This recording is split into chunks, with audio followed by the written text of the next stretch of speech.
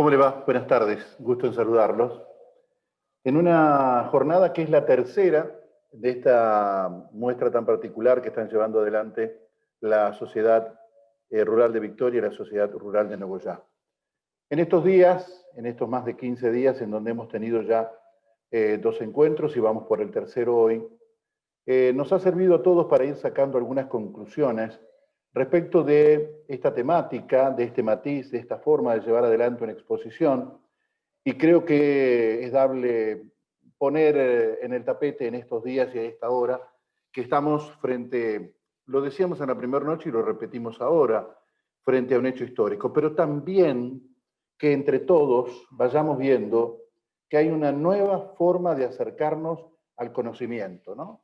Históricamente hemos tenido las instituciones que se acercaban al campo a hablar con los productores, hemos tenido a los productores acercándose a exposiciones, a encuentros, a charlas, a congresos, donde también accedían al conocimiento, ¿no? Hoy, esta Sociedad Rural de Victoria y esta Sociedad Rural de Nogoyá, en este trabajo conjunto que están llevando adelante, también están inaugurando esta nueva forma de trasladar conocimientos, de trasladar conceptos, de trasladar proyecciones, que es lo que hemos venido haciendo y que hoy también tendrá un momento cúlmine importante. Creo que lo interesante de marcar hoy es que vamos a estar hablando de economía. Y cuando decimos que estamos hablando de economía, estamos hablando de esto que enmarca a un montón de matices que hacen a un país, incluido lo productivo del campo, que es a donde estamos apuntando especialmente, pero que tiene un montón de matices. Y todos ellos seguramente serán abarcados por quien hoy viene a halagarnos con su presencia en esta jornada. Pero también están aquellos que viabilizan la posibilidad de poder tener estas personalidades con nosotros y con ustedes. Nos estamos refiriendo a nuestros amigos de COPAR.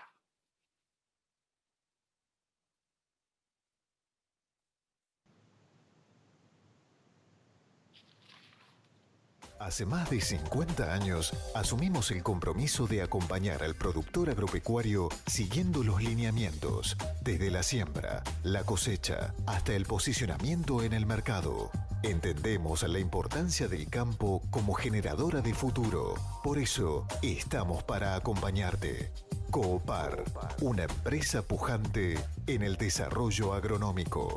Presencias en Aranguren, Casa Central, Victoria, Nogoyá y Don Cristóbal.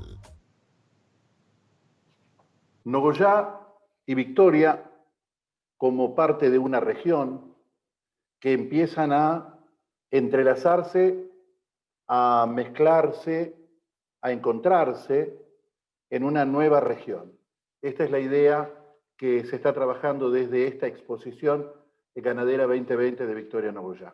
Y en estos encuentros, hoy corresponde presentar al prestigioso economista Carlos Sellaro, que es licenciado en Economía, es asesor económico del Comité Ejecutivo Nacional de la Federación Agraria Argentina, miembro del equipo técnico de la Fundación Fortalecer, que subsidia servicios a productores agropecuarios con recursos del BID, Banco Interamericano de Desarrollo, docente de Economía y Comercio Internacional en la Universidad Nacional de Villa María, consultor privado en temas vinculados especialmente a reingeniería empresaria, proyectos de inversión, negocios alternativos para exportación.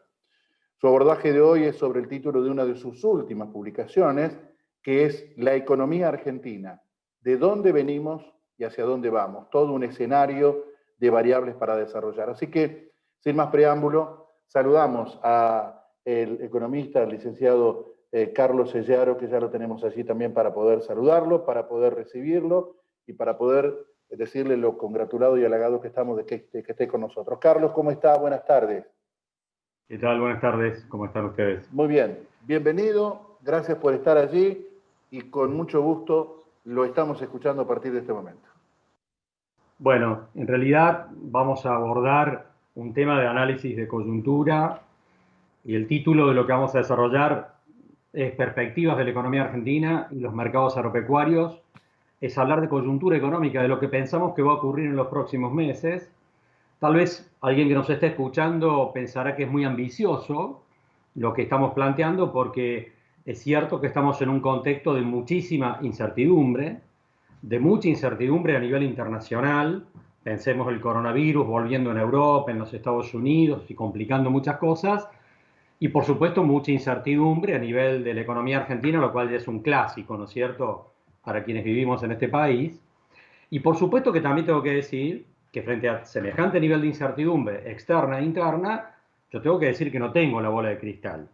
Pero en realidad sí creo que tenemos suficientes elementos de análisis, como decimos en economía, para abordar el probable comportamiento de algunas variables que hacen a la toma de decisiones que cualquier empresario tiene que plantearse en los próximos meses, porque más allá de la incertidumbre, todas las personas que están participando, empresarios de esta reunión, en los próximos meses tienen que tomar decisiones. Y las decisiones deben ser tomadas, se supone, con el menor margen de error posible, ¿no es cierto? Así que el objetivo de esta conferencia es aportar elementos de análisis que permitan ayudar a los empresarios a tomar mejores decisiones o las menos malas, para decirlo así, a lo largo de los próximos meses. Vamos a subir a la pantalla para compartir unos gráficos con los cuales vamos a empezar la disertación. Así que vamos a empezar mirando primero lo internacional. ¿Qué pasa en Chicago? ¿Cómo estamos viendo los mercados mundiales? ¿Qué pensamos que va a pasar con los commodities? Y después de eso vamos a pasar a mirar el desempeño de la economía argentina para mirar algunas variables que son importantes, decíamos, desde el punto de vista empresario. ¿Qué pensamos que va a pasar con el dólar en el mercado oficial de cambios? ¿Qué pensamos que va a pasar con la inflación, con los costos de producción, con las tasas de interés, con la presión impositiva, con la inflación?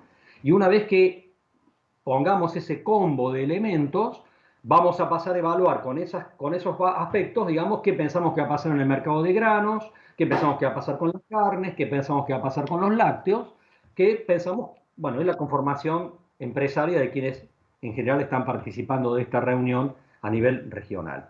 Así que arrancamos mirando la cuestión internacional y empezamos mirando esta imagen que expresa las proyecciones de la OCDE, un organismo internacional muy importante, con respecto al desempeño que van a tener las economías el año que viene.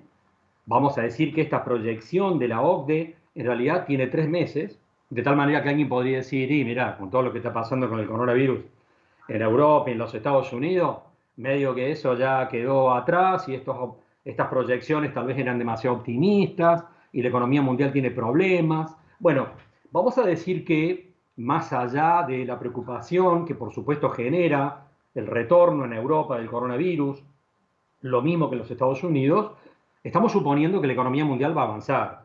Es decir, que no podemos esperar que vayamos a tener los problemas que tuvimos en el mundo en abril, en mayo, cuando terminaron cerrados todos los puertos del sudeste asiático. Es decir, pensamos que eso no tiene un retorno de esa magnitud, a pesar de que efectivamente hay que tener una visión discreta sobre el desempeño de la economía mundial hacia adelante. Pero me quiero trasladar en este punto a la lectura del precio de los commodities.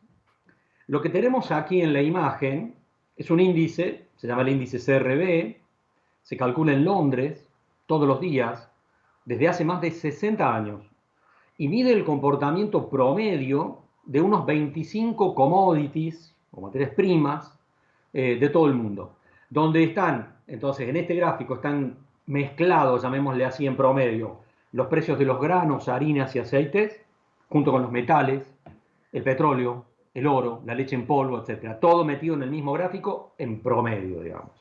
Y el gráfico nos muestra entonces cómo los precios, algunos de Chicago, otros de Londres, otros de Rotterdam, fueron bajando, como ustedes ven, a lo largo de los primeros meses del año, en el marco de la pandemia a nivel global, en el marco de los puertos cerrados en el sudeste de Asia, lo cual impactó fuertemente, particularmente los puertos chinos, cómo los precios alcanzaron un piso entre abril y mayo, y cómo a partir de junio empezó un proceso progresivo de recuperación de los precios de los commodities.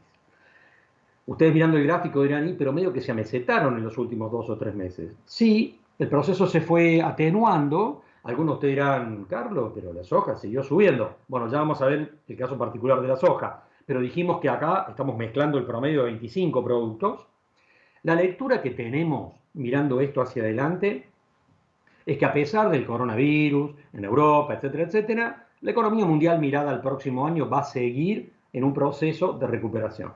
Va a aparecer la vacuna finalmente y vamos a ir a un proceso de recuperación de la economía mundial que va a seguir acelerando la demanda de materias primas con respecto a este año.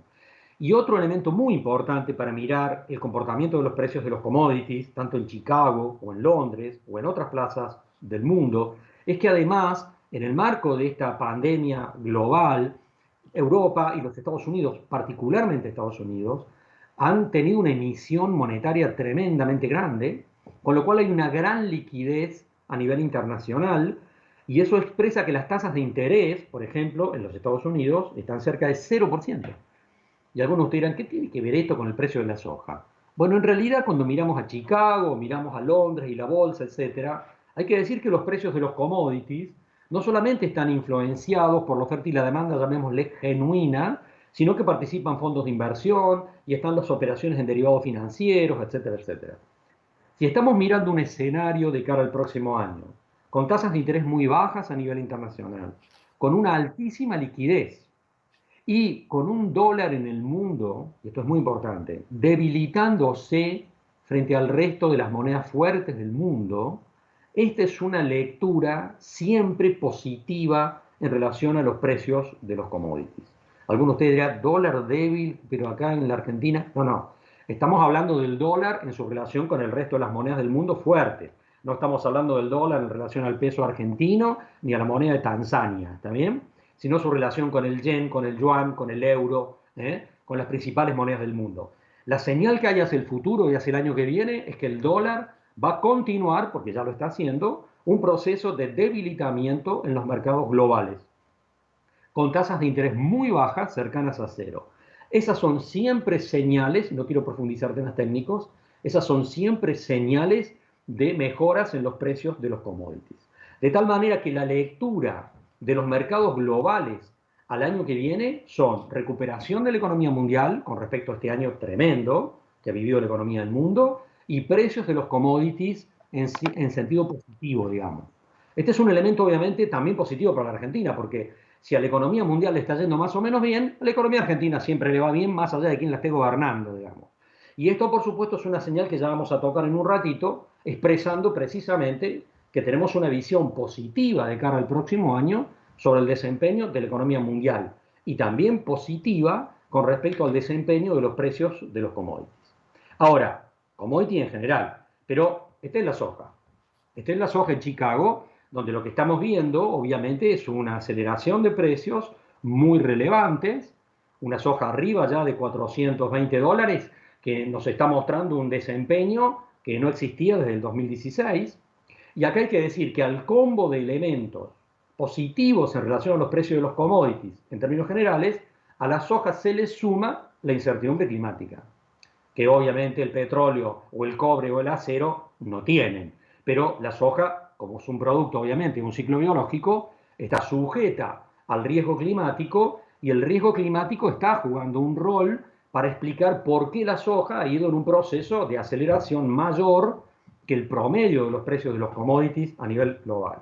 Digamos esto, desde hace 2 meses por lo menos, Chicago está mirando con preocupación el clima en Sudamérica, tanto en Argentina como en Brasil, y particularmente preocupado por Brasil, porque digamos que el impacto de la Niña está jugando un rol en Sudamérica y afectando las expectativas con respecto a la producción de soja, tanto en la Argentina, pero vuelvo sobre esto, particularmente en Brasil. Y en Chicago hay mucha preocupación sobre los rendimientos que pueda tener la cosecha brasilera, que convengamos, ya a esta altura es el principal exportador de soja del mundo.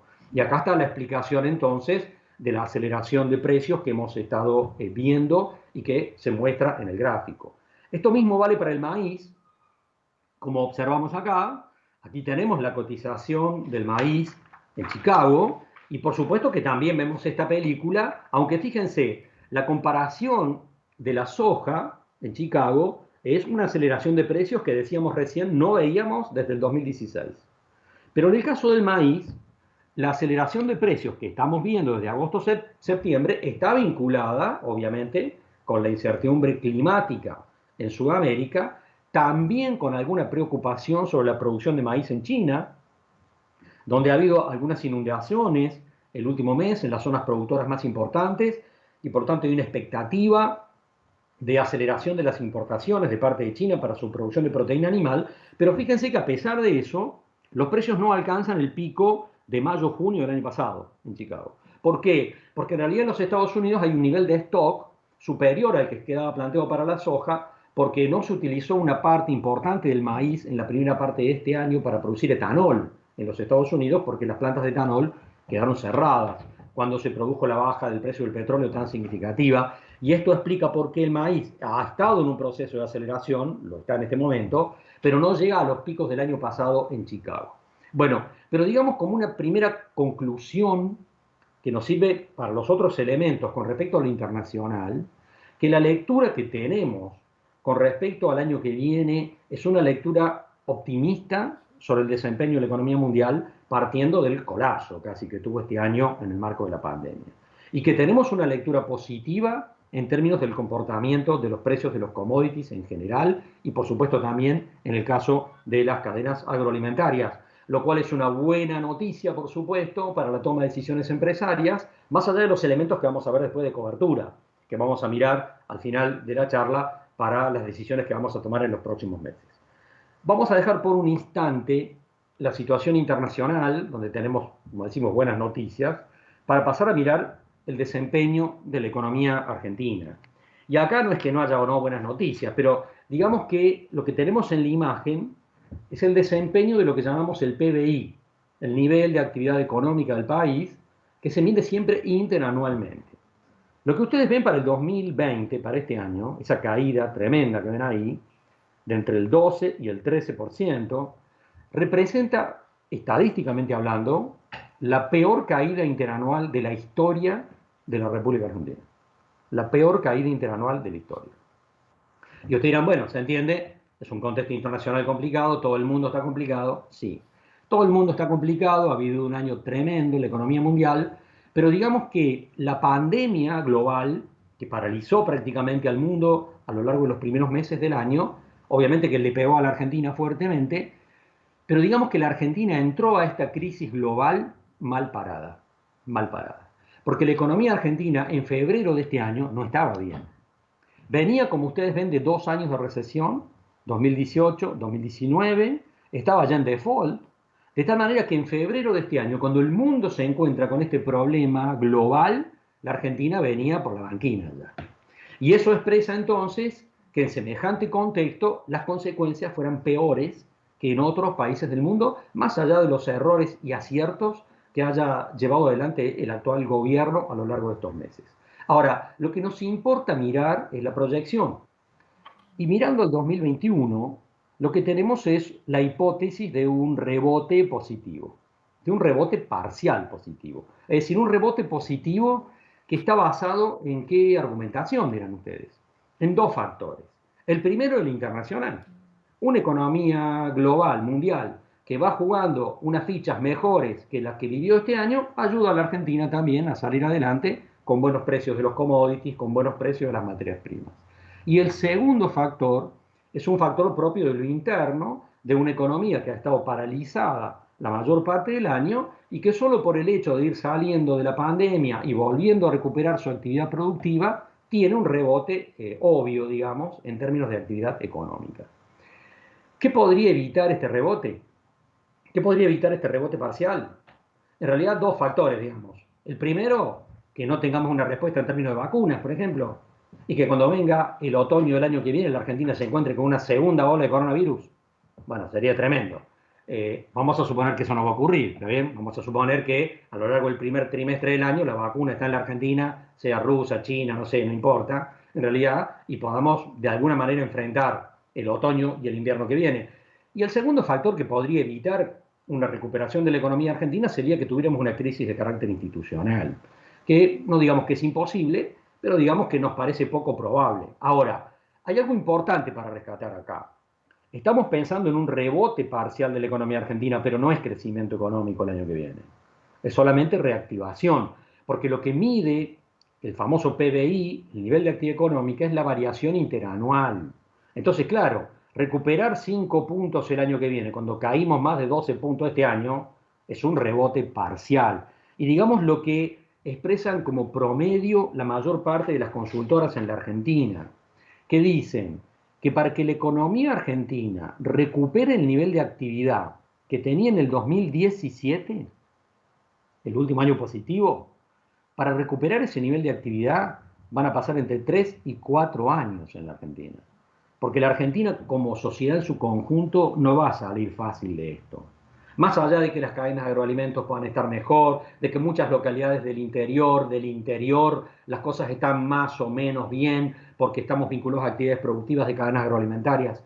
Pero para el conjunto del país, la salida de esta crisis no va a ser gratuita. Y está expresando, por supuesto, un combo durísimo, porque estamos hablando tal vez de la peor crisis que haya vivido la economía argentina a lo largo de su historia. Ahora, expresado esto, vamos a empezar a mirar las variables que más nos interesan. Y lo que tenemos aquí en la imagen es un primer elemento vinculado con la inflación que nos importa particularmente. Este es el índice de inflación minorista al consumidor calculado por el INDEC, donde se ve un proceso de aceleración de la inflación.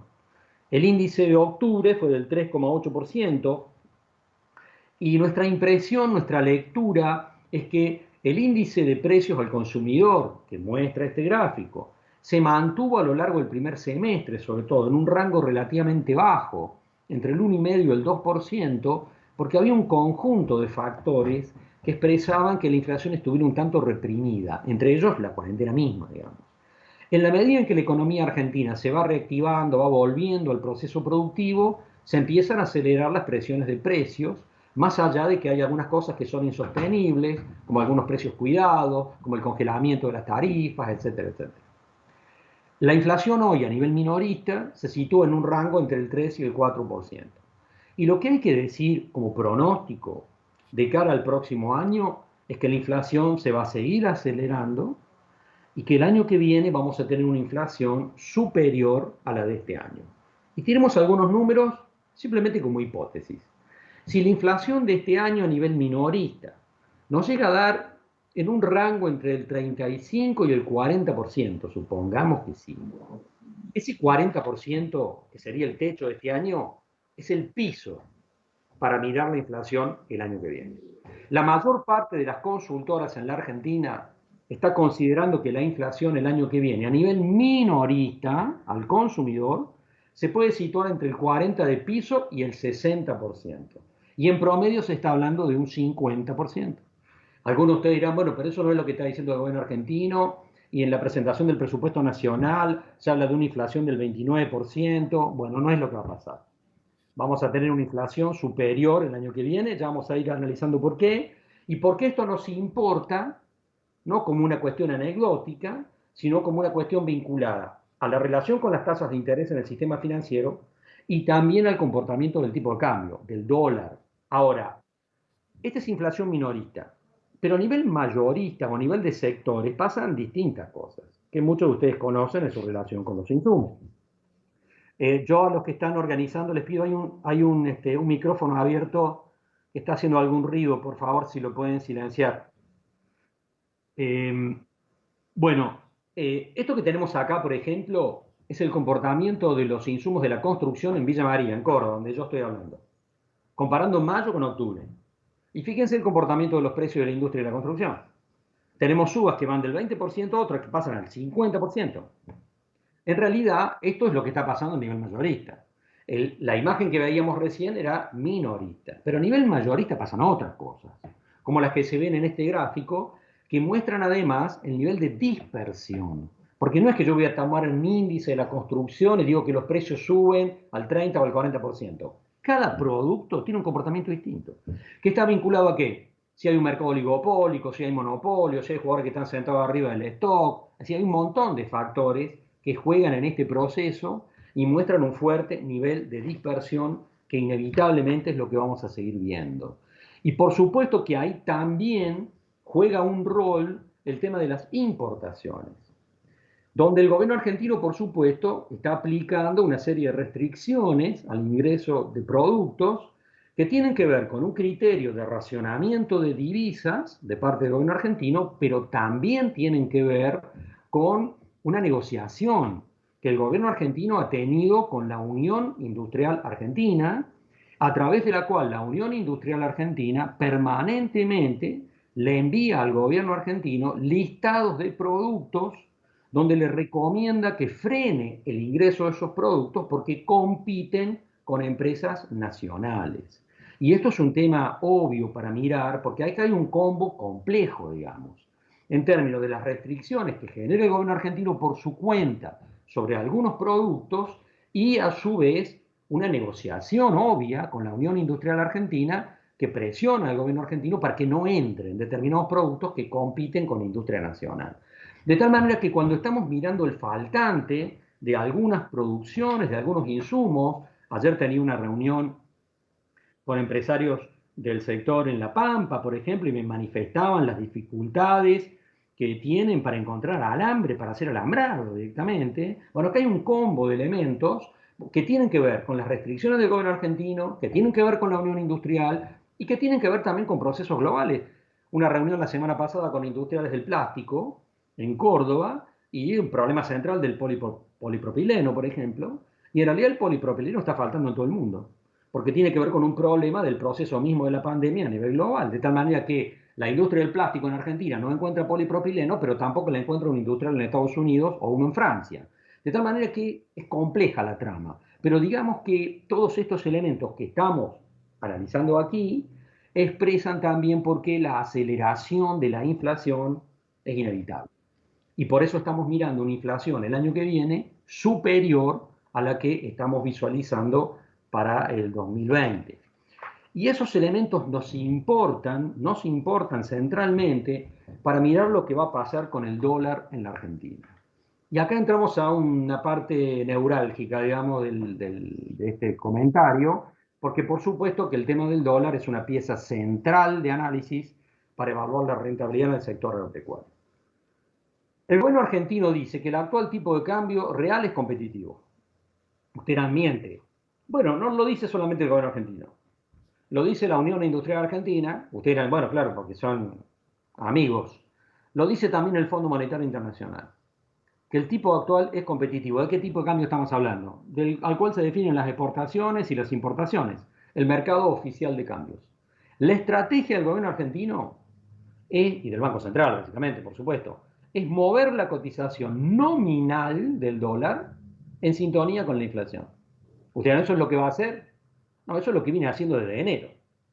Es lo que viene haciendo desde enero. Mueve la cotización en el mercado oficial de cambios más o menos, no es matemático esto, más o menos en sintonía con la inflación. ¿Qué es lo que vemos en este gráfico que está acá, que yo quiero que se interprete bien? Este gráfico no mide el valor nominal del dólar, la cotización de 84, 85 pesos esta semana. Este gráfico mide la relación del peso argentino con el dólar, pero considerando la inflación. Por eso es un índice. Ahí arriba dice base 17 del 12 del 2015, 100. Por lo tanto, lo que está puesto en esta abscisa no son valores nominales del dólar, sino valores de ese índice. Por eso dice tipo de cambio real. Si yo estuviera midiendo la cotización del dólar, ahí diría tipo de cambio nominal. Es real porque está midiendo la comparación con la inflación. Para cualquiera que mire este gráfico, debería quedar en claro por qué el gobierno argentino dice que no hay atraso cambiario.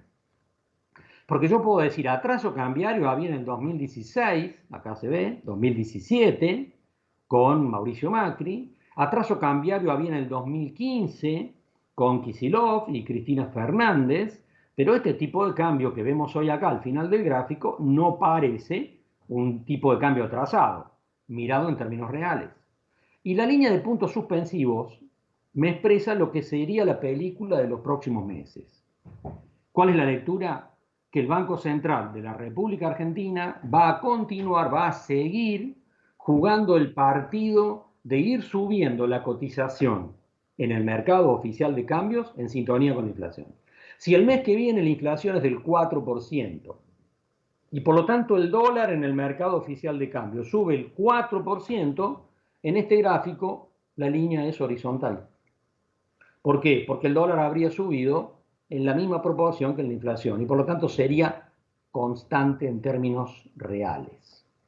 Ahora, va a continuar el cepo y otras restricciones sobre la demanda de divisas, sin lugar a dudas. Ahora, frente a esto, dos definiciones. ¿Cabe esperar una aceleración en la cotización del tipo de cambio oficial? La respuesta es sí. La respuesta es sí porque lo que se acelera es la inflación. Y lo que el gobierno argentino hace es ir moviendo la cotización nominal en función de esa inflación que se acelera. Ahora, ¿cabe esperar un golpe devaluatorio, un fuerte golpe devaluatorio en algún momento del próximo mes, el que sigue y el que sigue? Y nuestra posición es no. Ustedes no, pero no es que se van a quedar sin dólares antes de fin de año. El Banco Central tiene una serie de ventanas, no quiero profundizar en este tema, en todo caso lo hacemos en el debate, a las cuales recurrir para hacerse de divisas con las cuales sostener la actual posición, digamos, la que quiere llevar adelante. Puede vender las reservas de oro, puede habilitar el swap con China, puede pedirle adicionalmente al Fondo Monetario Internacional, puede usar los llamados derechos especiales de giro. No quiero ponerme finito con este tema, pero digamos que el Banco Central tiene una serie de ventanas a las cuales recurrir para evitar un golpe devaluatorio. Y la posición del ministro Guzmán es la de sostener esta situación hasta el segundo trimestre del año que viene, a una manera de puente, digamos, hasta que el mismo sistema cambiario más o menos equilibre la situación del mercado. Después vamos a volver sobre esto. Pero yo quiero volver sobre esta posición en términos de pronóstico. Y nos va a servir para mirar soja después. El que está esperando un inminente golpe devaluatorio en el mercado oficial de cambios se está equivocando. Eso no va a ocurrir. Lo que vamos a ver es una aceleración del tipo de cambio en sintonía con la pauta inflacionaria. Este gráfico ya lo vimos y ahora vemos este, que nos muestra en realidad la brutal diferencia en relación al mercado oficial de cambios y el contado con liquidación. En este punto, la pregunta es, bueno, ¿qué pasó en estas últimas semanas? ¿O por qué pensemos hace 20 días atrás, 30 días atrás, veíamos el blue en 195 pesos, el contado con liquidación en 180, valores tremendamente elevados, y mirando este gráfico que vemos aquí recién, acá está la cotización oficial, esto es un índice también, no son valores nominales, la que está aquí en la línea naranjadita es la cotización oficial, y el azul es el contado con liquidación, un valor bursátil, ¿no es cierto? La brecha inmensa, en realidad, era una brecha que tenía que ver con la incertidumbre y mostraba valores altísimos. El contado con liquidación o el dólar blue, en términos reales, no nominales, era tal vez el dólar más alto de la historia de la República Argentina. Solo comparable con la cotización del dólar en la Argentina en la época de Alfonsín, en 1989. Un dólar altísimo. Y por supuesto un dólar altísimo que nos parecía fuera de equilibrio. Ahora, en este punto, perdón, alguien está hablando ahí. Hay un micrófono abierto entre los que están organizando. Les pido, por favor, si lo pueden silenciar. Decíamos esto. La cotización, entonces, del contado con liquidación o del dólar blue planteaban una brecha extremadamente amplia que estaba fuera del concepto que podríamos llamar de equilibrio. Ahora, en este punto, recuerdo que un colega, hace 3 semanas atrás, me decía, sí, Carlos, el contado con liquidación está altísimo, el blue también está altísimo, pero ¿cuánto vale un bote en la cubierta del Titanic? Y la metáfora era pertinente, porque me remite al hecho de decir, bueno, en condiciones extremas, de altísima incertidumbre o de mucho riesgo, ¿estoy dispuesto a pagar por algo más de lo que vale? Y la respuesta sería sí, ¿no es cierto? El bote en el Titanic. Ahora, eso remite a una racionalidad en el análisis. La de decir, bueno, entonces el contado con liquidación y el blue estábamos dispuestos a pagarlo más de lo que valían. Y la respuesta es sí. Entonces la pregunta no es en realidad si el dólar blue o el contado con liquidación estaban en un valor razonable, que obviamente no lo estaban, sino en realidad la pregunta era, y sigue siendo, y no lo vamos a responder acá, al menos en este momento, si estábamos en la cubierta del Titanic o no. Ahora, no voy a responder eso ahora, si estamos en la cubierta del Titanic o no. Lo que sí me interesa es considerar y explicar por qué se descomprimieron el contado con liquidación desde hace 15, 20 días para acá. Y por qué encontraron un nuevo equilibrio. La primera razón, dice ahí, oferta de bonos que ajustan por el tipo de cambio. Y esto me interesa por algo que vamos a comentar después en un ratito, digamos, que es lo siguiente. El ministro Guzmán detectó hace un mes atrás que el contado con liquidación estaba teniendo una fuerte presión de demanda de parte de algunos fondos de inversión internacionales que habían ingresado en la época de Macri y habían quedado acorralados ya en la época de Macri, y que habían decidido en los últimos meses irse de la Argentina como fuera, y entonces estaban presionando el contado con liquidación saliendo de cualquier manera. Cuando el ministro Guzmán detectó eso, los llamó a una reunión por Zoom.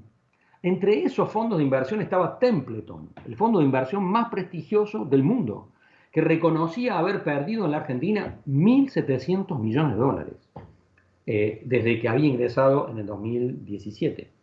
Ahora, en ese punto que les dijo Guzmán a esos fondos de inversión en esa reunión por Zoom, les dijo, ustedes están saliendo, tuvieron muchas pérdidas, están saliendo asumiendo más pérdidas porque el contado con liquidación es costoso.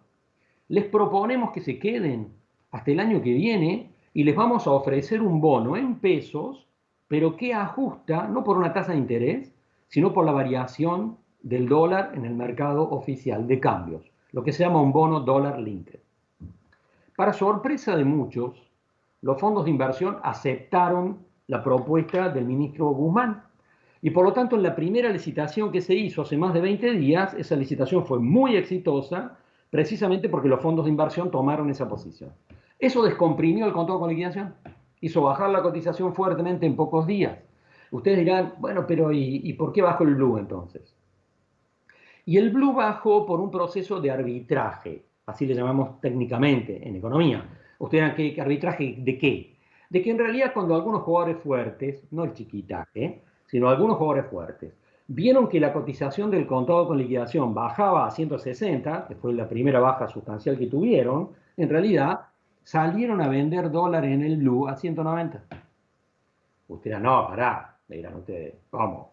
Saliste a vender dólares y no es un chiquitaje, quiere decir salió a vender dólares en el mercado marginal negro y para pasarse al blanco del contado con liquidación. Sí, porque en realidad habían entrado al negro del blue varios meses atrás, así que lo que hicieron fue compensar eso de entrada y de salida, de tal manera que es poco probable que la AFIP los pueda detectar. Entonces se produjo un proceso de arbitraje con el cual el que salió a vender arriba de 190 dólares en el blue terminó pasándose al contado con liquidación a 160 y en un día le ganó 30 pesos por dólar. Bueno, este es uno de los factores centrales por los cuales hubo un nuevo escenario de contado con liquidación y de blue, sumado a, dice, aumento del costo financiero para las empresas. Lo otro que detectó el Banco Central particularmente era que había empresas de cierta envergadura que en el marco del primer semestre del año habían recibido créditos en pesos al 24%, porque eran los créditos subsidiados, y se había pasado el contado con liquidación con esa plata. Entonces dijeron, no, basta. ¿Cómo resolvieron eso? Aumentando los pases o los rindes a los bancos para que depositaran su dinero en el Banco Central. Ustedes dirán, se está poniendo complejo este análisis. Digamos que los bancos prefirieron prestarle más plata al Banco Central y le aumentaron en pocos días el 50% el costo financiero a las empresas en lo que se llama los descuentos en cuenta corriente y el canje de cheques. Con lo cual un montón de empresas se encontró con que se les subió el costo financiero y no tuvieron espalda para seguir jugando al contado con liquidación. Usted dirá, bueno, está bien, más allá de todo lo que estás diciendo, ¿qué es lo que suponemos que va a ocurrir de aquí en adelante, digamos? Con respecto al dólar oficial, que es lo que nos importa centralmente, digamos que la lectura es la que dijimos recién. El dólar va a ir subiendo en sintonía con el índice de inflación. ¿Qué es lo que muestra el ROFEX? Estas son las posiciones del ROFEX en Rosario, miradas a futuro, y ustedes pueden tomar cobertura sobre estas posiciones. Fíjense lo que muestran.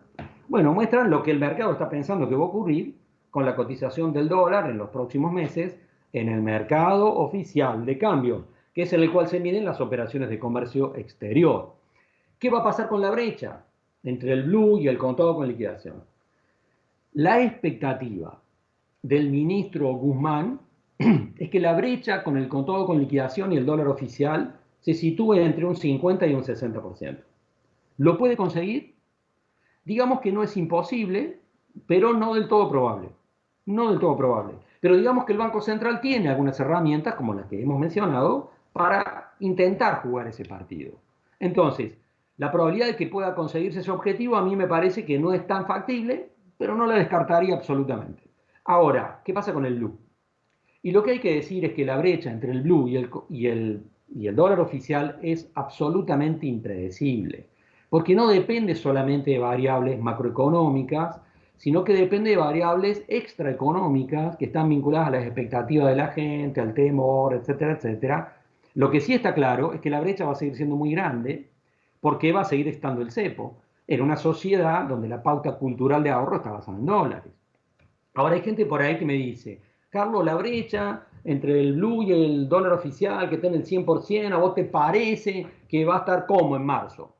Bueno, si yo supiera eso sería Gardel, digamos. En realidad yo no puedo predecir de cuánto va a ser la brecha entre el blue y el dólar oficial dentro de 3, 4 meses. Y no creo que nadie seriamente lo pueda decir. Lo que sí está claro es que va a seguir siendo muy grande y que la probabilidad de que el Banco Central pueda actuar con respecto a esa brecha del blue es nula. Es decir, no existe la probabilidad de actuar ahí.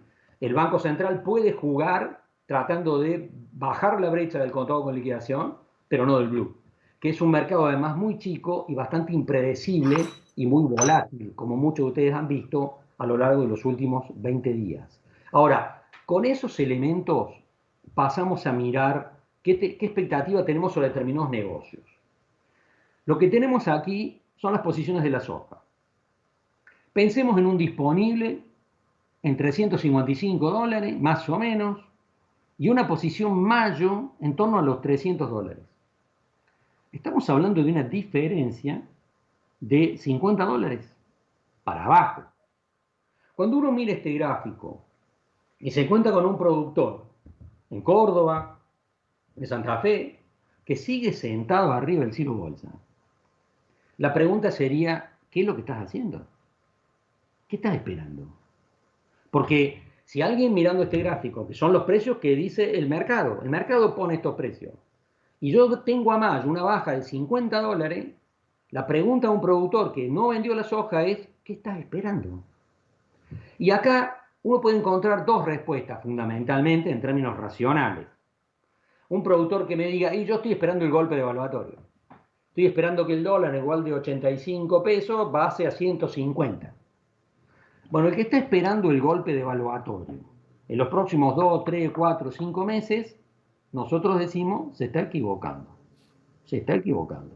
Y está asumiendo el riesgo de un quebranto de $50 por tonelada. Ahora, hay otra respuesta que me puede dar alguien y decirme, Carlos, lo que pasa es que está bien, yo entiendo, tal vez no va a haber un golpe devaluatorio, pero ¿qué hago con los pesos? Porque voy a salir a vender soja y me van a dar pesos. ¿Qué hago con los pesos en este contexto? Y acá la recomendación es, el que salga a vender y tenga pesos de una manera significativa, la recomendación es pasarse, igual que le hacemos la recomendación a las cooperativas y a los acopiadores, que se pasen a esta herramienta que mencionábamos recién, que son los bonos del gobierno argentino que ajustan por dólar linked. Es decir, van a seguir estando en pesos, pero posicionados en una evolución del tipo de cambio. Y me parece que esa es la mejor opción para tomar cobertura frente al escenario de los próximos meses. Algunos te dirán, sí, pero a lo mejor y si toda la producción brasilera queda quemada por la niña, bueno, es otra historia, digamos. Pero en realidad el mercado me está dando esta imagen. Esta es la imagen del mercado en la Argentina según los valores del MACBA. De tal manera que lo que tengo para mirar es esto. Y por supuesto que acá hay también recomendaciones para las cooperativas, para los acopiadores, porque ustedes saben, por supuesto, el negocio del acopio dejó de existir hace mucho tiempo en términos de comisiones, y el negocio de los acopiadores es un negocio financiero en realidad. Porque un acopiador lo que hace habitualmente es venderle la producción de soja al productor sin pedirle permiso entre octubre y noviembre y comprarse a futuro, a mayo en el futuro. El tema es que en este momento también ese jugador me dice, pero ¿y qué hago con la plata? ¿Qué hago con la plata en pesos? Bueno, Lo que hay que hacer es tomar la cobertura planteada por estos bonos que se licitan cada 15 días y que tienen un mercado secundario. No quiero profundizar en esto, pero en todo caso vamos en el marco del debate posterior a analizarlo o a debatirlo. Digamos. Esto es trigo. Y en el caso del trigo, yo creo que hay que mirar con atención algunos elementos importantes de lo que está pasando en la Argentina. Ustedes ven ahí la posición de enero en $222, un preciazo. ¿Hay incertidumbre internacional? Sí la hay, porque hay dudas sobre la producción rusa, y la producción rusa no es cualquier producción, porque es el principal exportador del mundo, pero la mayor incertidumbre sobre el trigo, y ustedes lo saben, la tenemos adentro de la Argentina, porque la mayor parte del trigo en la región central del país está detonado. El trigo en Córdoba es un desastre, digamos, en términos de rendimiento, en términos, por supuesto, también de calidades. Muchos productores en Córdoba, en Santa Fe, directamente metieron los animales dentro del lote o hicieron picado. Estamos hablando de un golpe fuerte sobre la producción. La Bolsa de Rosario está hablando de 17 millones de toneladas, la producción nacional, cuando hace algunos meses hablábamos de 21 millones de toneladas. Pero digamos que hay una diferencia importante a considerar. Y es que el trigo en el sur de la provincia de Buenos Aires está bien, está en buenas condiciones. Y es el trigo histórico de la Argentina, ¿no es cierto? Charlando el otro día con un exportador, me decía, ahí es probable que la exportación de trigo a la Argentina el año que viene salga de Bahía Blanca, no de Rosario. Y que en realidad tengamos que en la región central del país haya una fuerte disputa por el trigo de parte de los molinos harineros, que es lo que ya estamos empezando a ver. Yo tuve anteayer una reunión con empresarios en La Pampa, en la zona de Quemú Quemú, y me dijeron, nos cayó un molino santafesino, compraron trigo para el año que viene. Bueno, sí, los molinos están muy preocupados en Santa Fe, probablemente en Entre Ríos también, y en Córdoba, y en Santiago del Estero, mirando un escenario complicado para el trigo. Ahora, en este punto, nosotros veníamos recomendando a los productores, pensando en esta imagen, tomar un put trigo enero, diciendo, bueno, no sabemos el daño que hay, no lo tenemos muy bien relevado, y si en Rusia se confirman algunas cosas, el precio puede subir más. Tomemos un put trigo enero, era la recomendación que teníamos. Pero claro, un put trigo enero vale fortunas, para empezar diciendo eso, la prima. Pero además de eso, es posible que el gobierno argentino se plantee algún nivel de intervención sobre esto en los primeros meses del año que viene. Ustedes dirán, ¿y por qué? Y bueno, porque si hay un problema en la región central y el precio va a subir mucho, puede haber alguna intervención. Ustedes dirán, ¿qué pensás? ¿Que van a subir las retenciones? No. Lo que pienso es que puede haber alguna negociación entre el gobierno argentino y los exportadores de trigo para llegar a un acuerdo de combinación de exportación y mercado interno. No estoy imaginando demasiado porque en realidad es lo que hicieron a comienzos de este año. El gobierno argentino negoció con los exportadores a comienzos de este año y equilibraron las cargas sobre el mercado interno y el internacional sin comentarle demasiado a los productores. En ese punto tengo poca expectativa de que el precio en el disponible en enero se sitúe muy por arriba de lo que estamos viendo en la imagen. De tal manera que la recomendación ya no es tomar un put, porque no creo que suba demasiado el precio, por más problemas que haya, sino tomar un contrato de futuro y asegurarse ese 222 que está ahí, que está buenísimo, digamos. Para el que tenga trigo, obviamente, va a estar sentado sobre un producto que va a ser deseable, digamos. Ahora, quiero irme sobre carnes para empezar a mirar otros factores y otros elementos del análisis.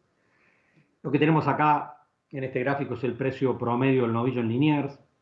Y digamos que para pensar cómo vemos el mercado de la carne vacuna de cara al primer semestre del año que viene, hay que mirar elementos del lado de la demanda, por supuesto, y elementos del lado de la oferta. Cuando me pongo a mirar la situación de la demanda, tengo elementos positivos. Las exportaciones están mejorando, hoy estamos exportando prácticamente el 30% de la carne vacuna. Creo que esto incluso se puede acelerar, voy a hacer un pronóstico audaz. Yo no descartaría que en algún momento del año que viene estemos exportando el 40% de la carne vacuna. Algunos te dirán, Carlos, pará. El gobierno argentino también va a intervenir acá si avanzan demasiado las exportaciones. Y yo digo, no, no va a intervenir. No solamente no está intentando frenar las exportaciones, sino que las quiere estimular. Y lo que va a hacer es bajar las retenciones a las exportaciones de carne vacuna y subir los reintegros. Está generando un acuerdo con los exportadores para trabajar ese mix, pero alentando la exportación. Ustedes dirán, ¿y por qué quiere alentar la exportación? Porque hacen falta divisas. Hacen falta divisas en la Argentina. Y el gobierno argentino es plenamente consciente de eso. De tal manera que del lado de las exportaciones tengo una visión positiva. El mercado mundial el año que viene va a estar más dinámico, más demandado, y eso juega a favor de la parte exportación argentina. Y de parte del consumo interno, tengo una lectura también positiva, aunque muy discreta. Muy discreta. La Argentina perdió poder adquisitivo en los últimos años millones de personas. De tal manera que no hay ninguna magia del lado de la demanda interna de cara al año que viene. Pero sí la percepción de que si salimos de la cuarentena y la economía argentina vuelve a funcionar el año que viene, y funcionarán los restaurantes, las parrilladas, las reuniones familiares, y eso que representa, dirán ustedes, y tal vez un 10% de demanda adicional. De tal manera que desde el lado de la demanda tenemos una visión optimista, discretamente optimista. Ahora, desde el lado de la oferta hay mucha preocupación. Como ustedes saben, los filoteros están perdiendo plata, claramente, digamos, en toda la Argentina no hay un filotero que pueda ganar plata, todos están perdiendo bastante plata, y en ese contexto, por supuesto, los feedlots están disminuyendo el nivel de reposición. Están disminuyendo el nivel de reposición. No quiero caer en el extremo de que los feedlots se están vaciando, pero lo que sí está claro es que el nivel de reposición está disminuyendo. Y lo otro tiene que ver con una hipótesis de la niña. Si seguimos viendo una niña, sobre todo en la región central del país, nos vamos a encontrar también con productores desprendiéndose de animales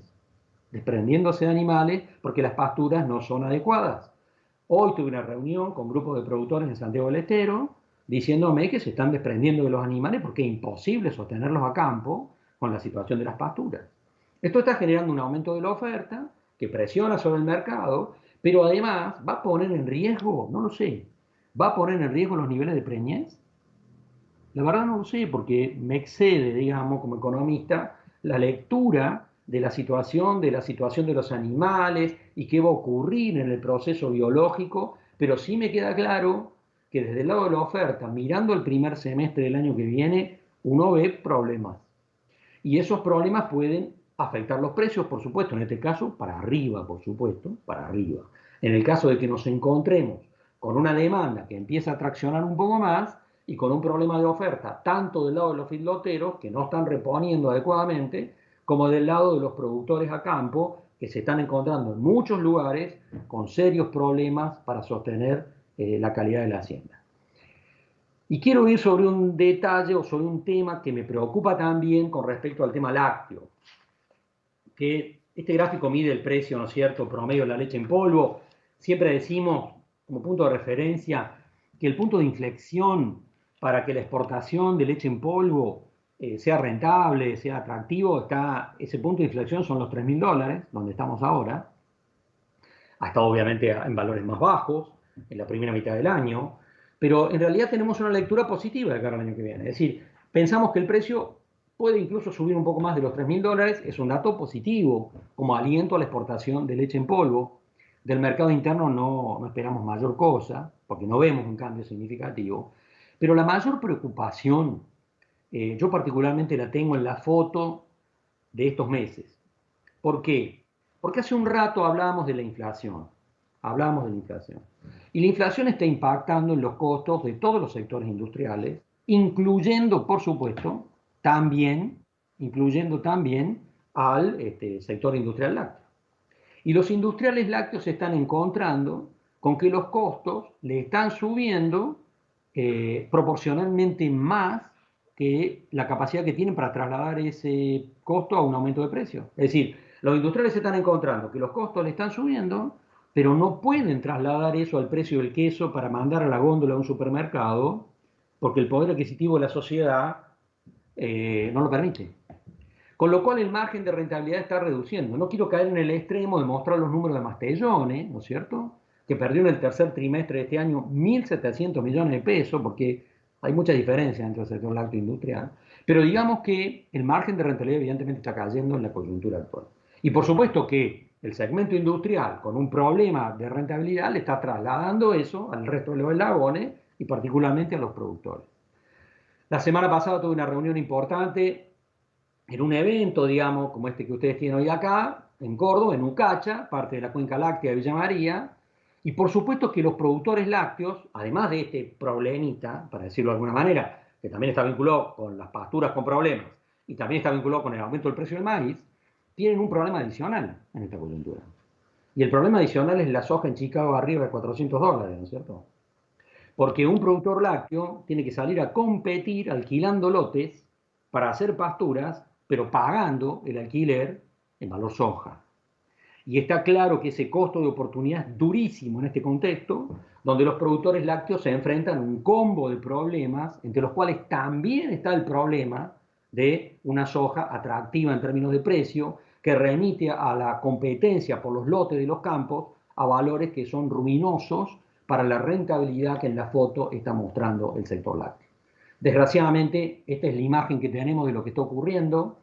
Y con esto cerramos la presentación y empezamos el debate, si les parece, para intercambiar consideraciones con respecto a lo que está ocurriendo.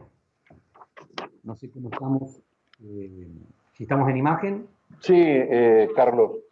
Están llegando algunas preguntas para compartir en este debate al que usted nos invita. Una de ellas dice: ¿cómo ve la presión impositiva? Son cosas que usted ha estado hablando, pero por ahí vale la pena refrendarlos, ¿no? ¿Cómo ve la presión impositiva? ¿Habrá aumento de retenciones?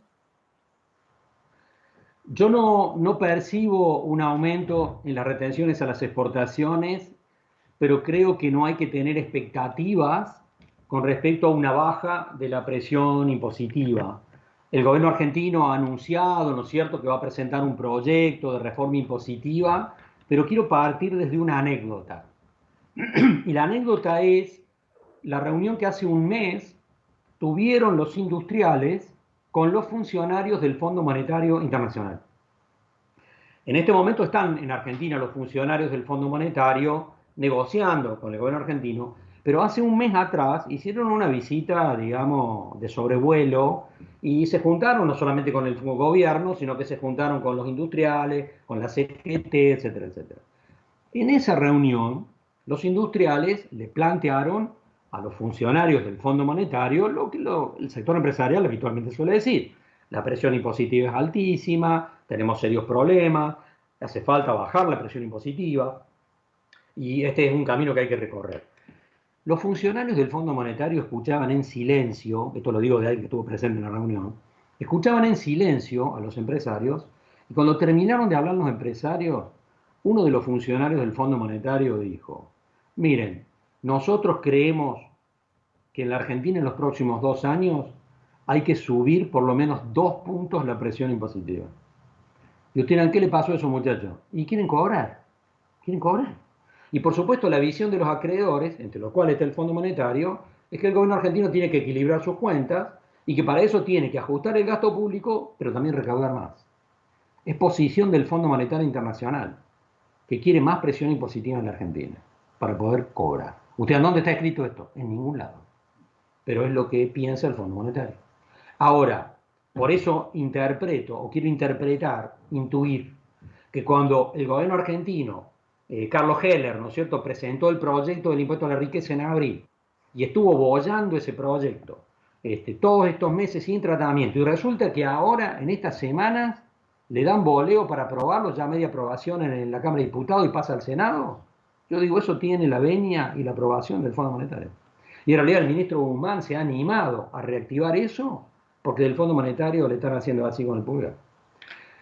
¿De qué estoy seguro, digamos? ¿Cuánto puede subir la presión impositiva? No mucho más. Por eso el Fondo Monetario dice 2 puntos. Tal vez el impuesto a los bienes personales, no lo sé. Detalles. Ahora, de lo que estoy seguro es que la presión impositiva no va a bajar. Ni el año que viene, ni el que sigue. De todas maneras, creo que no hay que esperar sorpresas o novedades del lado de las retenciones a las exportaciones. Si hay novedades, va a estar del lado de bienes personales, va a estar del lado de impuestos a las ganancias, etcétera, etcétera. No va a haber, a ver, para poder entenderlo también en la micro, ¿no? Es decir, no va a haber cambio en la presión impositiva con un poder adquisitivo deprimido también de la gente, ¿no? Por supuesto, por supuesto. Y además estamos en un contexto donde yo no tengo expectativas de que asalariados y jubilados, por ejemplo, recuperen parte del poder adquisitivo que perdieron 3 años atrás, digamos. Si un jubilado que perdió parte de su poder adquisitivo en el 2018, perdió adicionalmente parte de su poder adquisitivo en el 2019 y vuelve a perder parte de su poder adquisitivo en el 2020. Si alguien cree que el año que viene con alguna política mágica, digamos, va a recuperar el poder adquisitivo que perdió, y el que crea eso puede creer en los Reyes Magos. En realidad, por más voluntad política que tenga este gobierno de recuperar el poder adquisitivo de los salarios o el poder adquisitivo de los jubilados, la magia no existe en economía. Y por supuesto que eso nos remite a una visión estructural sobre los problemas del país y también sobre los aspectos del mercado, ¿no es cierto? Porque yo acabo de terminar hace 20 días un proyecto de inversión, y lo tiro como ejemplo porque me parece interesante, de una planta para un grupo de productores en Río Cuarto, de una planta de molienda seca de maíz, una planta de polentas en realidad, que está preparada para exportación y va a estar preparada para el mercado interno. Ahora, en el mercado interno hay una oportunidad. ¿Por qué? Porque el mercado interno de las polentas, hace 4 años atrás, tenía un ciclo estacional muy marcado. Los argentinos comían polenta en invierno. Bueno, desde hace 2 años para acá, el ciclo estacional se estabilizó. Hay gente que come polenta en enero. ¿Y por qué? ¿Y por qué no tiene plata para otra cosa? Entonces, en realidad, está claro que este proceso de deterioro del poder adquisitivo de millones de personas no es un tema relevante para alguien que está en el complejo sojero, pero sí es relevante para quien está en el sector lácteo y para quien está en otros segmentos que están obviamente vinculados al mercado interno. Cuando decíamos recién la posibilidad de que la industria láctea pueda transferir a precio en góndola el aumento de los costos de producción, no existe. Y no existe porque el poder adquisitivo de millones de personas no da para que le aumenten el precio de los quesos, ¿no? Y esto es parte de una realidad que se traslada al año que viene porque es un problema ya estructural de la economía argentina. Carlos, usted decía recién el rebote del 2021. Está bien, quedó claro que es rebote, que no es reactivación, que no es crecimiento, es rebote. Y después... Es reactivación, no crecimiento. Es reactivación, no crecimiento. ¿Y qué hay que hacer para después? Porque uno dice, bueno, vamos a tener esto que es un veranito, ¿y después? No, no es un veranito. Es una salida progresiva desde el sótano. Es una salida progresiva desde el sótano, que puede persistir por 2 o 3 años. En realidad va a depender también del contexto internacional. Yo no soy muy pesimista acá, soy más bien optimista. Creo que este rebote del año que viene puede continuar en el 2022 y en el 2023, porque estamos saliendo del fondo del sótano. Hagamos una metáfora. En el 2018 la economía argentina cayó 3 puntos, en el 2019 cayó 3 puntos adicionales, y en el 2020 cae 12 puntos, supongamos. Hagamos la metáfora de una escalera. Bajaste 3 escalones en el 2018. Bajaste 3 escalones más en el 2019. Y bajaste 12 escalones más en el 2020. Que el año que viene subas 5 escalones, claro, es desde el fondo del sótano, ¿está bien? Claro. Es desde el fondo del sótano. Y dije hace un rato cuando empezaba, ¿no es cierto? Para que la economía argentina vuelva a estar a nivel del piso del 2017, con todos los escalones que bajó, tiene que aumentar la actividad económica 4 o 5% en los próximos 3 años hasta el 2024. ¿Qué perspectivas cambiarias hay respecto del dólar para el 2021? Preguntan.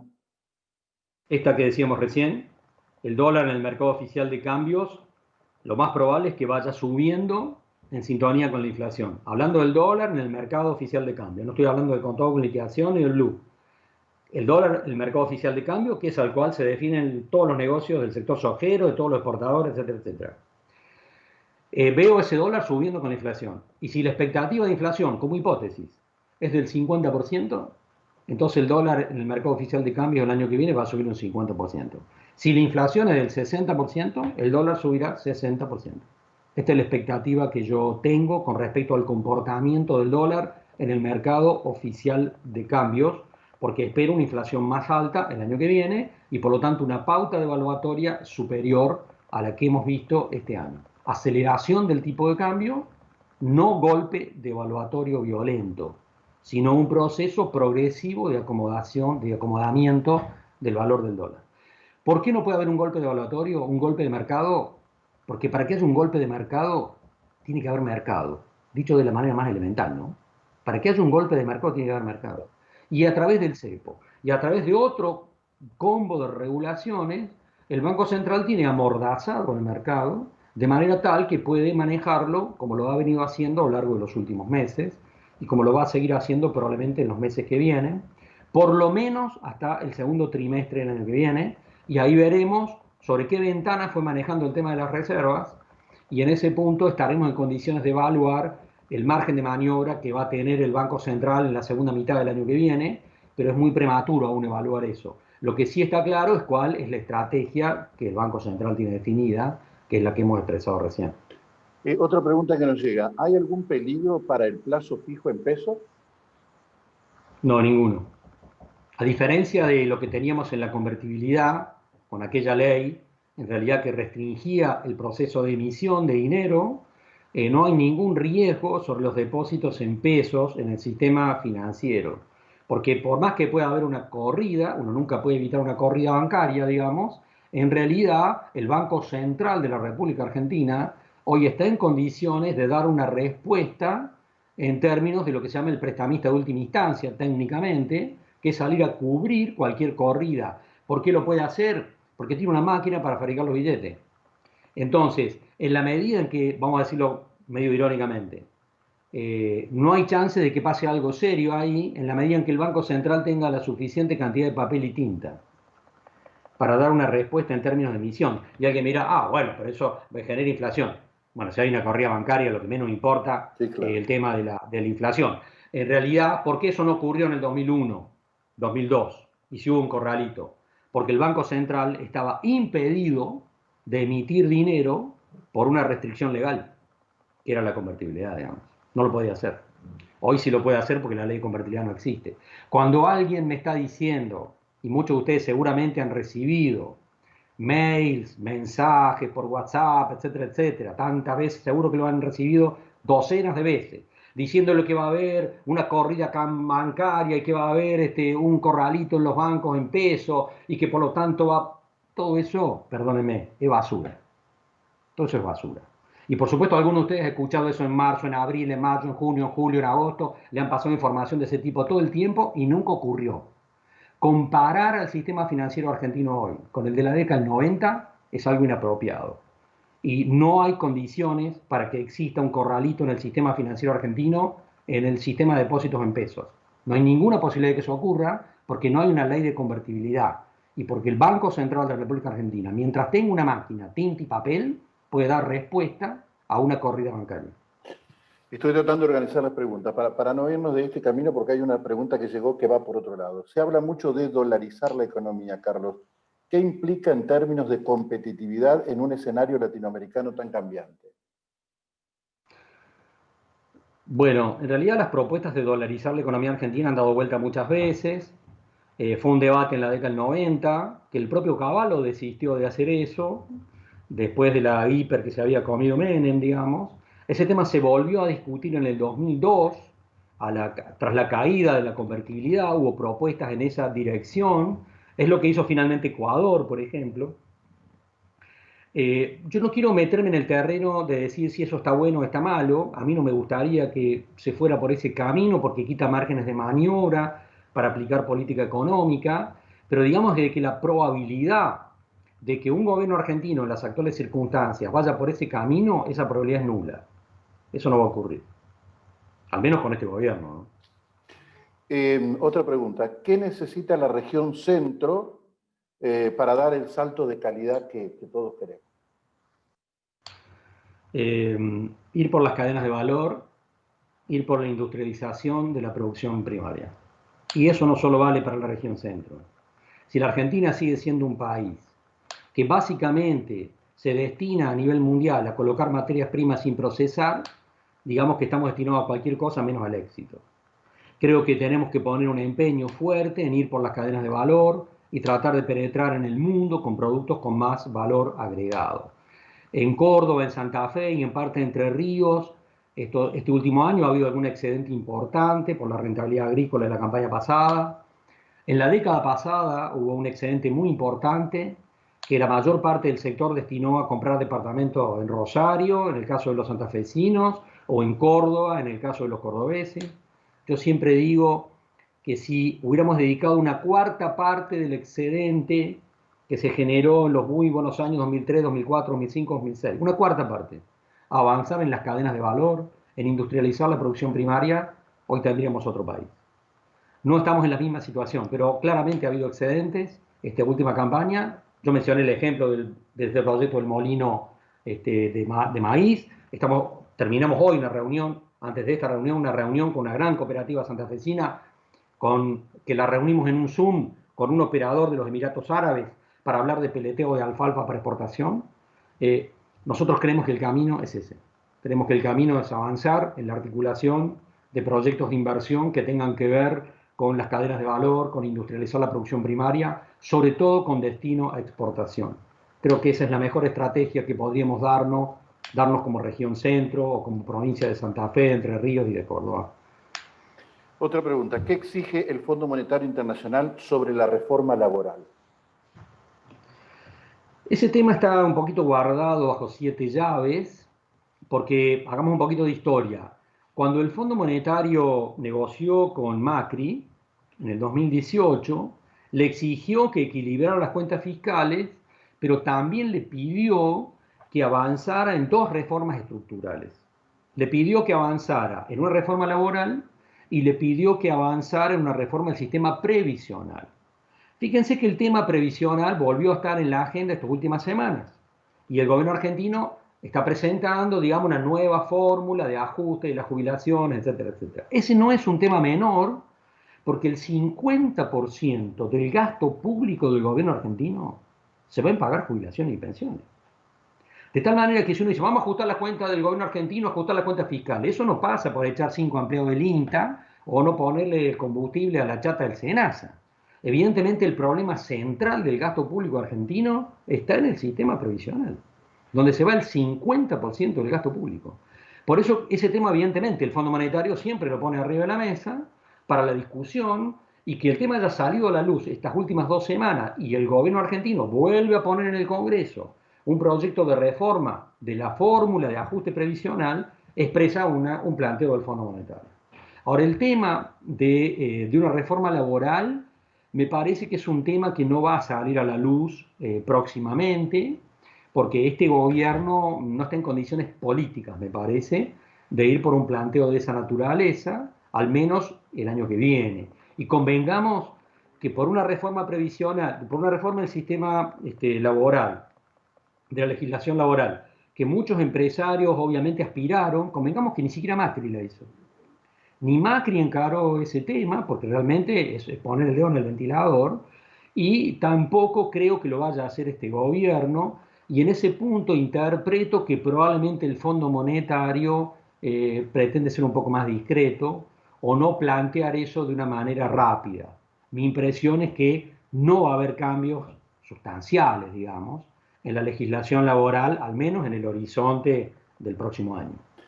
Por último, Carlos, entre el Estado, su necesidad de reforma, de empezar a ver cómo gasta lo que tiene que gastar y cómo recauda lo que tiene que recaudar, y el poder adquisitivo de la gente que hablábamos los otros días, que parece que van contrapuestos.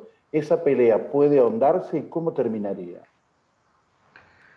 En realidad, el gobierno argentino está situado en un lugar difícil para evaluar las políticas económicas por todo lo que decíamos al comienzo de esta reunión. La economía argentina está viviendo tal vez el peor año de su historia. De tal manera que no es tan fácil articular políticas que dejen conformes a todo el mundo. Yo siempre a veces menciono el ejemplo, digo, de la colcha corta, ¿no? Uno quiere tomar una decisión para taparse la cabeza y está descalzando los pies, ¿no es cierto? Y en realidad, en ese punto, el gobierno argentino, yo digo a esta altura, lo voy a decir irónicamente, frente a la crisis que estamos viviendo, en realidad no está tapado con una colcha corta, está tapado con una bufanda, por así decirlo. De tal manera que el debate hoy en política económica no es cuál es la mejor política a aplicar, sino cuál es la menos mala. Las opciones que tenemos por delante no son, no, mira, esta es la receta que resuelve todos los problemas. En este momento esa receta obviamente no existe.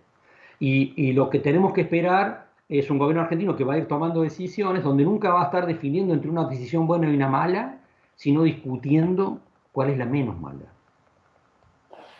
Carlos, agradecerle enormemente y dejarle los últimos minutos para su última reflexión. Bueno, no tengo una reflexión especialmente para hacer, digamos, y tal vez la reflexión más importante para hacer, y quienes me conocen en Entre Ríos y las cooperativas asociadas en CAFER, que desde hace años me ven diciendo siempre lo mismo, digamos, y es que intentemos desde las cooperativas, desde los grupos de productores, avanzar en las cadenas de valor. Si estamos siempre mirando que nuestro negocio es la producción primaria y la producción sin valor agregado, digamos que nos estamos perdiendo una parte importante de la película para nosotros como sector en términos de rentabilidad y también para el entorno de las comunidades en las cuales estamos insertos. Yo digo, tenemos un montón de cosas para discutir de cara hacia el futuro en términos de industrialización de la producción primaria, en términos de cadenas de valor, para exportación, que no solamente son una oportunidad de negocios para nuestros productores y para nuestras cooperativas, sino que también son una oportunidad de generación de empleo en muchas de nuestras pequeñas y medianas localidades del interior de la provincia de Entre Ríos, donde por supuesto la necesidad de generar empleo genuino en el sector privado es tan importante. Yo creo que hay que pensar esas cosas y hay que pensar dinámicamente de cómo avanzar en el futuro pensando en esa lectura, por nosotros mismos, por la provincia, por las comunidades y también por el país. Creo que esto es lo que necesitamos pensar para revertir décadas de deterioro de la sociedad argentina. Carlos, muchas gracias. Que termine bien la jornada. Ha sido muy amable. Gracias a ustedes. Buenas noches. Gracias. Carlos Sellaro, en un momento muy particular,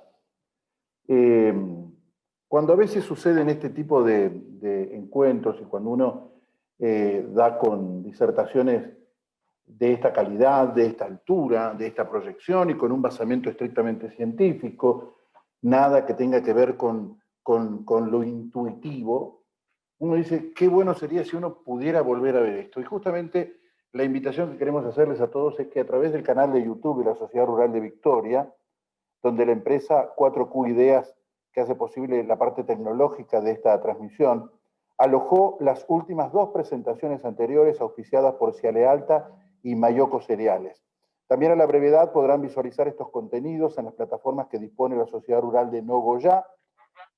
Así que sin más, los esperamos el miércoles próximo para cerrar este ciclo de conferencias, donde tendremos un referente nacional de la temática cárnica, que es Dardo Chiesa, que con el auspicio de CRA, Confederaciones Rurales Argentinas, dará un pantallazo general de la explotación productiva en nuestro país y las perspectivas regionales. Ya pueden encontrar las 2 primeras charlas. Esperaremos con muchísima ansiedad que los chicos de 4Q Ideas pongan ya también la posibilidad de poder volver a ver y volver a escuchar, como decimos habitualmente en términos camperos, poder rumiar tanto concepto que hoy nos ha estado dando el economista Carlos Sellaro. Muchas gracias. El próximo miércoles estaremos con el placer de poder estar presentando a Dardo Chiesa con el auspicio de CRA, Confederaciones Rurales Argentinas, si Dios quiere. Muy amable. Gracias.